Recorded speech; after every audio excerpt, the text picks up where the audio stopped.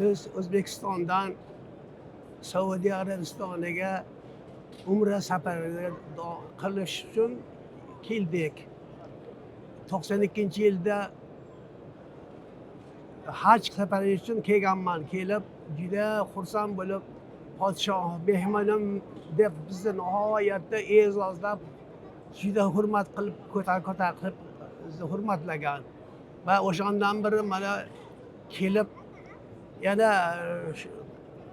podshoyingizga, Saudiya Arabiston podshosiga rahmat.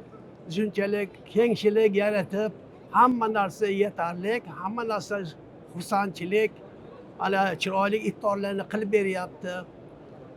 Chiroyli mana bola chaqalarimizdan kelganmiz va masalan 6 ta farzandim bilan kelganman. Ravzaga kirdim, ravzaga ham chiroyli. Mana kirganim uchun chiroyli kirdi. Hech qanaqa to'sqinlik yo'q, odam ko'p. Shunda bo'lsa ham meni hurmatlab, yo'lda o'tib chiroyli ziyorat qilib, payg'ambarimizga assalomu alayka ya Rasululloh, Hazrati Abu Bakr radhiyallohu anhuga, Umar radhiyallohu anhuga kirib ziyorat qilib chiqdik. Juda xursandmiz.